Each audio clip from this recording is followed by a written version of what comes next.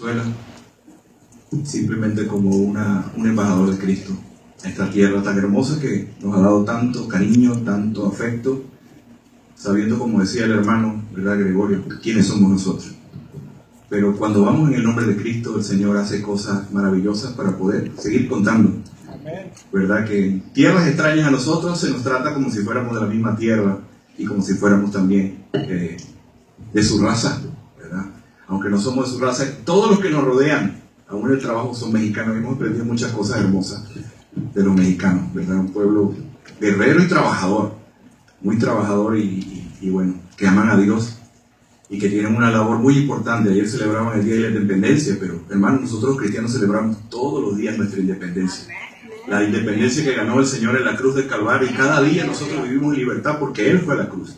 Él decidió ir a la cruz, tomar nuestro lugar, sabiendo que nosotros éramos culpables. Nunca se nos olvida que éramos culpables. Pero Él tomó nuestro lugar y fue nuestro sustituto. Y la ira de Dios, que a veces se nos olvida, el odio de Dios hacia el pecado, cayó sobre Cristo. Por eso fue que le dijo: Padre, ¿por qué me desamparas?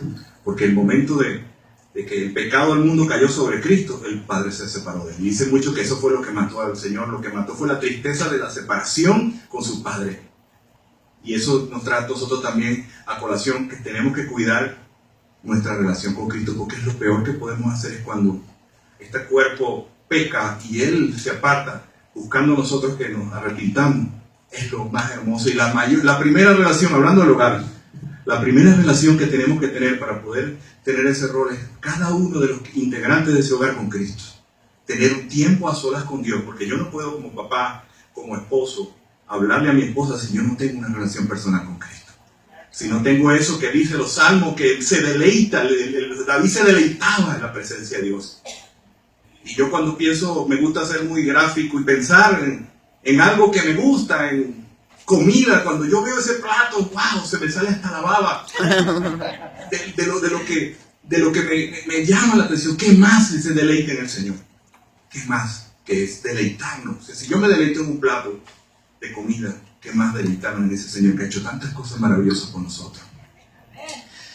Lo primero que, antes de hablar de Efesios, es un versículo que mi mente está siempre pensando. Mateo 16, 26, no lo busquen, pero dice la Biblia: porque ¿qué aprovechará al hombre si gana todo el mundo y pierde su alma? ¿Qué aprovechará, papá, esposo, si tú trabajas, si tú le llevas un buen cheque, una buena cantidad de dinero, si dices: aquí está esta casa que te regalo, 2 y 3 casas, si se pierde el alma de los que están adentro del lugar? Y eso primero reflexiva a los papás. Quizá venimos a un país donde se trabaja bastante, pero no descuidemos el tiempo como sacerdotes y pastores del hogar, que necesitan la primera discípula que tenemos nosotros los esposos en nuestra esposa. Y muchas veces, hablando de nuestro entorno cristiano, salimos, evangelizamos y compartimos, y la primera discípula no conoce de primera mano, sino que me escucha predicar. Ahí es que entiende cuál es mi visión, ahí es que entiende cuál es mi relación con Dios, cuando no estamos nosotros teniendo un tiempo con ella. Entonces, cuidado. Dios nos ha llamado a ser discípulos, pero no se nos olvide que la primera son los que están en la casa. ¿Y por qué hablar de la familia? Porque la familia está en crisis, pero también está en Cristo. ¿Qué quiero decir? Nuestra familia puede estar en Cristo, pero sabemos que la familia está siendo duramente atacada por todos los lados. Usted prende un televisor, lee la prensa, escucha una canción, la familia está siendo atacada.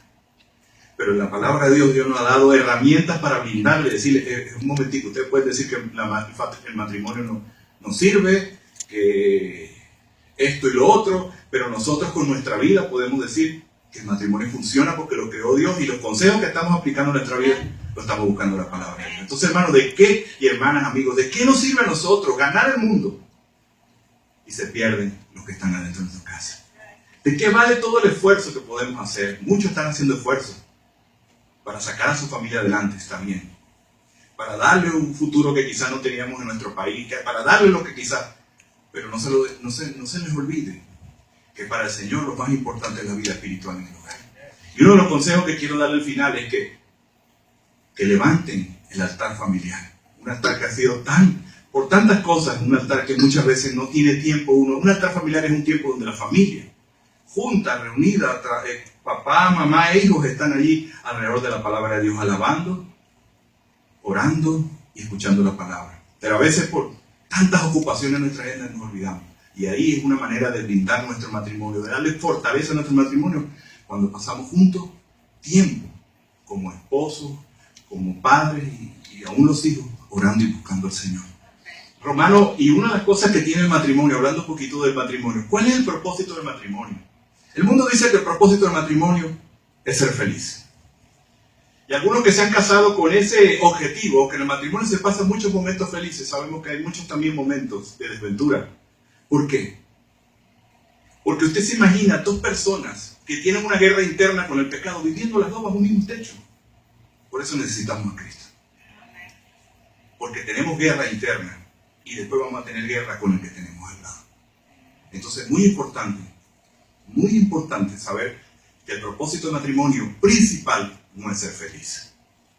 Dice la Biblia, ahí lo coloqué yo, en Romanos 8:29, dice, porque a los que antes conoció también los predestinó para que fuesen hechos conforme a la imagen de su Hijo, para que Él sea el primogénito entre muchos hermanos. Entonces, un propósito del matrimonio es que usted y yo nos parezcamos a Cristo. ¿Cómo? A través de las situaciones que vivo con mi esposa, yo pueda reaccionar como reaccionó Cristo. A través de lo que hacen mis hijos, a lo que yo pueda reaccionar y formar el carácter de Cristo. Porque todas las cosas el cristiano está siendo llamado a ser como Cristo.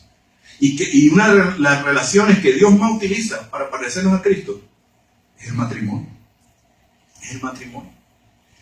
¿Por qué? Por lo que ya le venía diciendo. Porque estás casado con un pecador o una pecadora que es imperfecto. Y si nosotros nos casamos mirando la ideología del sistema de que todo va a ser el color de rosas, nos vamos a frustrar. Nos vamos a frustrar porque como les venía diciendo, otro propósito del matrimonio es honrar a Dios. Y el propósito principal de todas las cosas para nosotros como cristianos es honrar, darle gloria y honra a Dios. Entonces, nuestra relación principal, la más cercana a lo que Cristo vive y lo que Cristo mostró a la iglesia, es el matrimonio. Ese matrimonio fue hecho para que sea honrado Dios. A veces nosotros repetimos muchas veces la palabra honrar y no sabemos qué es honrar. Y lo decimos de aquí, yo estoy honrando a Dios, pero ¿sabe qué es honrar? Honrar es hacer a Dios más grande, más pesado, más brillante. Que a través de mi relación con mi esposa, Dios brille sin que yo hable. Porque a veces hablamos mucho, pero no demostramos. Pero hemos sido puestos en este mundo para decir, vivir, como decía el hermano Gregorio, vivir con Cristo es lo más precioso. Tener un matrimonio fundado en la roca es lo mejor. Amén. ¿Por qué? Porque la gente va a ver una esposa plena, va a ver un esposo, ¿verdad? Que se ve bien y unos hijos que van a vivir una vida. ¿Sabes qué está pasando? Que casi el 70% de nuestros hijos no permanecen en la iglesia. No sé, a mí me preocupa mucho. De cada 10, 7 se van de la iglesia. A la edad de que ellos pueden tomar decisiones, se van de la iglesia. ¿Por qué será? ¿Te han preguntado? No respondamos, pero pensemos. ¿Qué podemos hacer para que eso pare? ¿Qué podemos hacer? Yo creo que lo que podemos hacer es vivir matrimonios que agraden a Cristo. Que ellos vean un papá que perdona, un papá que ama, un papá que da la vida por la esposa. Que se amen. Y ellos no van a ser tontos. Van a decir, ¿cómo voy a seguir yo los consejos de este sistema si mi papá y mi mamá me están mostrando que verdaderamente un matrimonio, como dice la palabra de Dios, como dijo Dios, funciona? Vamos a ir ahora sí a Efesios 5:23. Vamos a hablar un poquito y principalmente es más el tiempo entre el esposo que la esposa por cuestiones de liderazgo, por cuestiones, vamos a hablar un poquito más de un esposo bíblico. Recuerden que estamos hablando del matrimonio bíblico, un matrimonio cristiano, y vamos a ir a la palabra de Dios. Dice la Biblia en Efesios 5:23, porque el marido es la cabeza de la mujer, así como Cristo es cabeza de la iglesia, la cual es su cuerpo y Él es su Salvador. Entonces el rol del esposo bíblico, ¿cuál será? Ser cabeza. Pero cuando nosotros pensamos en cabeza, líder, no estamos pensando en un César, en un hombre emperador, ¿verdad? En ese líder que es el que habla y todo el mundo tiene que callar, sino en un líder semejante. ¿Quién será nuestro modelo de esposos? Jesús. Cristo.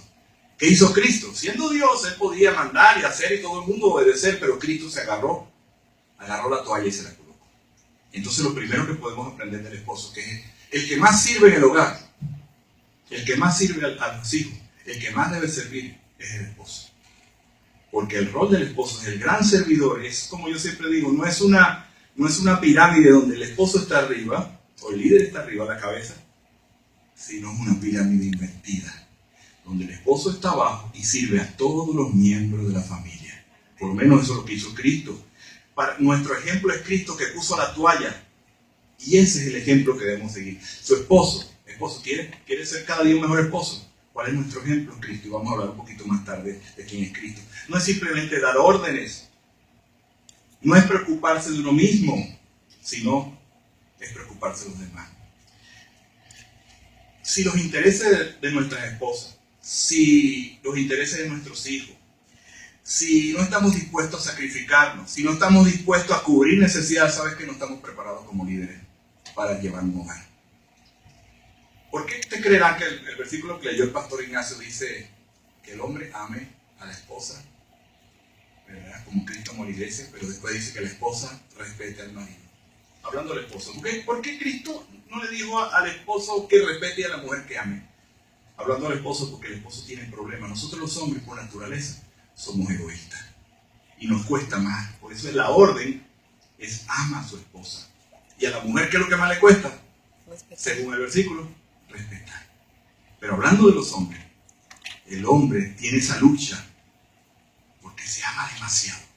Pero recuerde que cuando estamos en Cristo, ya debe ser un amor sacrificial. Es un amor que no busca satisfacer sus necesidades, sino busca hacer feliz a su esposa. Entonces,